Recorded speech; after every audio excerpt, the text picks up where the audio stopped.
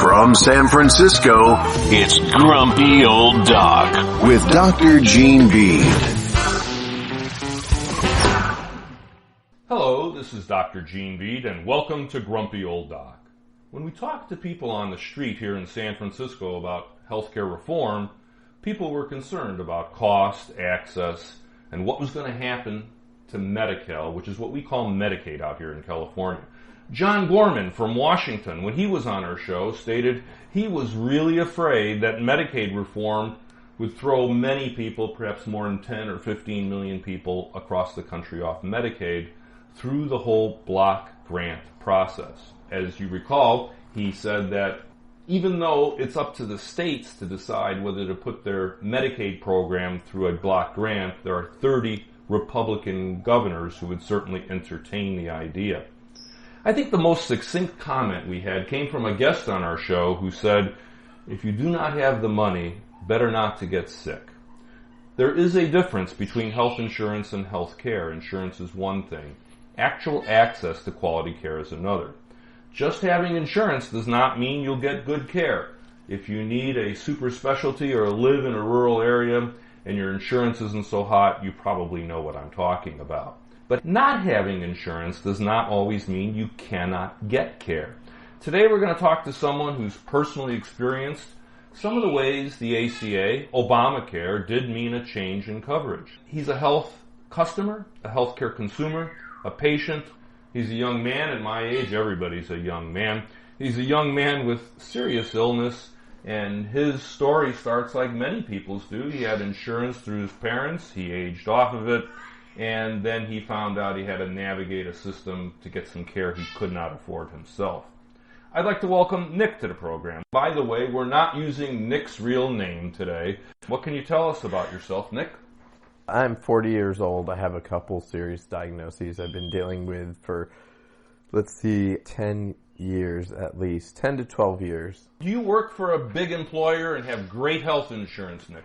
No, I don't. I have run my own small business. I have a little dog walking service. It's just me. When it comes to health insurance, we're going to talk a little bit about the kinds of coverages you've gone through. But at age 40, nowadays people can stay on their parents' health insurance to 26 now, I believe. 26. Yeah, but back in your day, it was probably difficult. You probably got thrown off at 23 or something like that, right when you left college as a full-time student, I bet. Yeah, I think my parents were a little flexible with the facts, so they were able to keep me on for longer somehow, because they said that I lived over there, whatever. I don't really know. One of my psychotic hatreds was always, while my kids were in college, I had to send evidence that they were full-time enrolled students in order to keep them on my health insurance. Now, when my kids were born, I didn't even have to prove they were a person to get them on health insurance, but I had to prove they were a student. You said you had a couple serious diagnoses, Nick, and I know that you've been dealing with them, and I know it's a pretty personal thing, but whatever you can share with our listeners to help them understand really what you went through, how important healthcare has been for you. Well, my first diagnosis was mental health diagnosis. I know that I had a problem. I've been struggling with it for many years. Since the insurance that I had was really, I wasn't really familiar with navigating the system. I wasn't aggressive about getting help for myself. Something came along where I decided to do it. I was at City College and I started to get some free mental health care. As a student, through the student health service there? Yep. And it was therapists, psychologists in training who were still interns, and so I saw someone there, and that was kind of the start to questioning or finding out where I could access other services when that ended, because there's a finite amount of sessions or whatever that you get as a student. And I found myself at, I think it was South of Market Mental Health Services. So you had no insurance at this point. At this point, you'd aged out. Yes.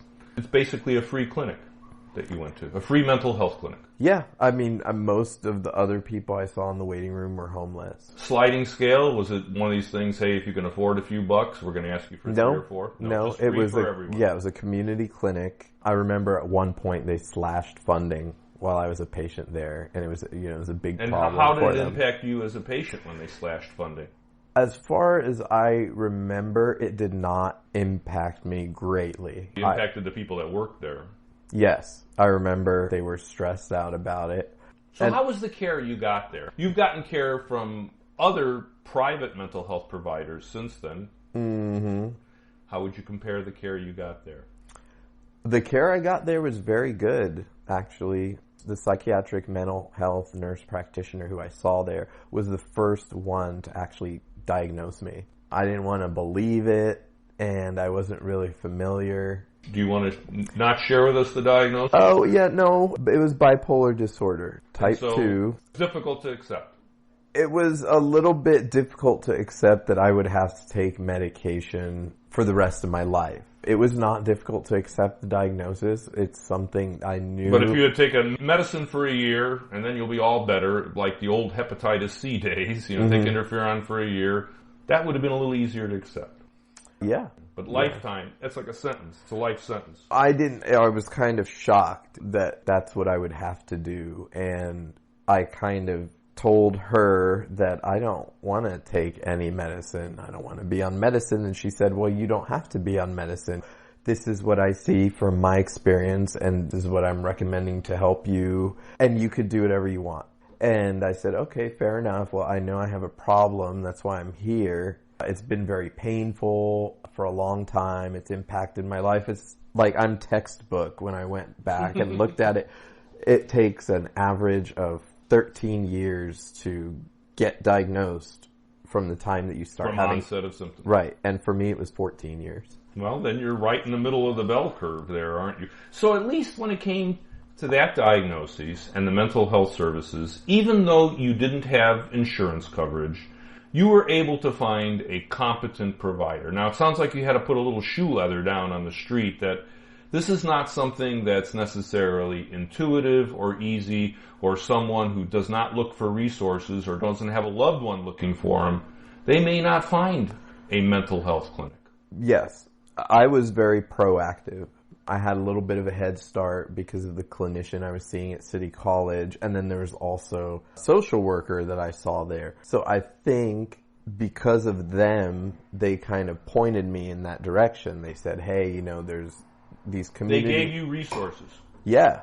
So you got to get plugged into the system somewhere, whether it's at City College, whether it's at a hospital, whether it's a clinic, whether somebody's got to plug you in to that network and find out what's available that you qualify for, that has room for you, that you can access.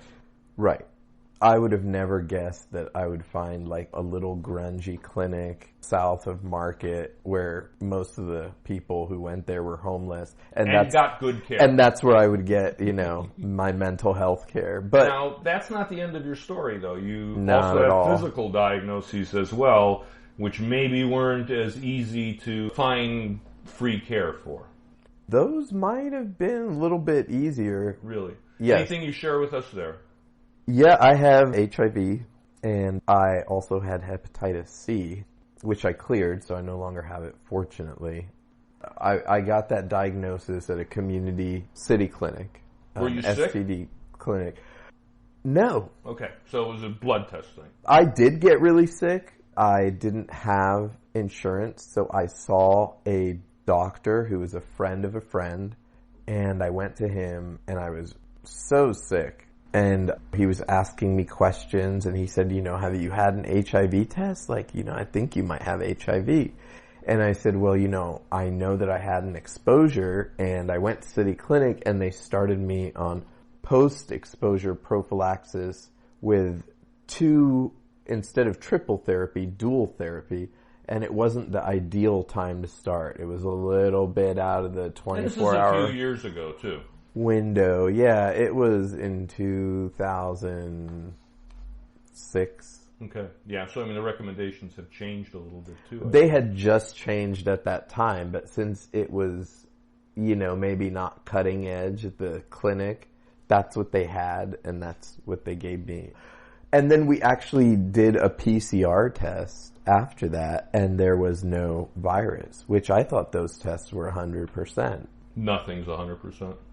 Yeah, because I found out later with no other exposures that I was positive, and that made sense with the sickness, and it was devastating. Did you end up in a hospital at any point? I was directed to a place where I could get care. They told me, this is where you can get your medication. Was that SF General? Right. Yeah. I mean, they're rather famous. It's an odd word to use for that, but they're rather famous for the care that they've given all throughout this. And I forget the name of the ward. Ward 86. Ward 86. Yeah, some of the nurses who worked there were there when I saw a movie about it from the 80s. A couple people were still there, and they had been through all that. A friend of mine just passed who was a nurse in Ward 86. Oh. In any case. Good people. They were good people. So you got your care at Ward 86. And how was that getting paid for over at Ward 86? Well, I know that I applied for the Ryan White grant, and I think that's how I started to get my medications. Now everything's a little bit hazy because it was at least a lot of stuff going on. Now those are expensive medicines. Yeah, there are a few thousand to several $1,000s a month. Before 2008, no matter how sick you were, how poor you were, you would not have been eligible for Medicaid because there was no category that covered you. We had categorical eligibility. Women who were pregnant, women with kids, the totally disabled, and there was none for non-totally disabled males who did not have insurance and did not have financial resources. I know at the time I got my care through Healthy San Francisco, which was the first city, I think, in the country to offer health care to residents that was income-based, and you could be paying nothing or you could be paying different co-pays, but if you were a resident of San Francisco, you had access to health care. That's a local initiative that San Francisco had, and that was important for you. That was a bridge for you between being uninsured and getting on Medicaid. Yeah, that was the difference between getting sick or not managing my illnesses the best way I could, just really bare bones. Now, so tell us a little bit about what your health care has been while you're on Medicaid, because Medicaid, gets a pretty bad rap. I used to work for the state, used to audit the Medicaid program. A lot of folks are down on Medicaid, both practitioners and patients. Practitioners don't like what it pays. Patients don't like sometimes that they have to wait or they can't go to the doctor if they would like. What have your experiences been like on Medicaid? They've been a little similar, but I know that it's Medi-Cal, Medicaid, and when I moved to San Mateo County, I plugged into their version of it over there, and when I moved north to Marin County, reapplied and plugged into their... So you're in a managed care organization, basically. You belong to a Medicaid, Medi-Cal managed care organization. The ones that I'm thinking of would be San Francisco Health Plan of San Mateo, Partnership Health Plan. Exactly. Those are the guys that. So they're managing. I've been to all three. Yeah. And you know what? I got good care. I was willing to work within the system. They said, these are the resources you have available. And I researched them. And I went and I showed up and I tried to find people. So sometimes I met a practitioner who was checked out. And I don't know. You can have that with any kind of insurance. Right.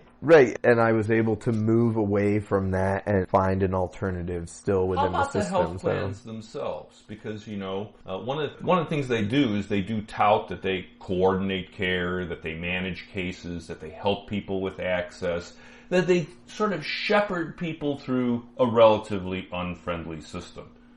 Did you experience any of that from any of the three plans you were a member of? Yes, from all of them. Good. I'm happy. Yeah. Because especially I the San Mateo, really distressing. The San Mateo one I think was the best, but all of them are good. They do. They take you in and they tell you step by step what you need to do and they hook you up. I think they do a great job. Do you worry that with healthcare reform, your Medicaid, Medi-Cal could go away? Yeah, that's a huge quality of life issue for me. What would you do if it went away? I'd do the same thing that I did before. I would talk to people and try to find out what's available and do the best I could to get it. I know that my life is better when I can manage my psychiatric illnesses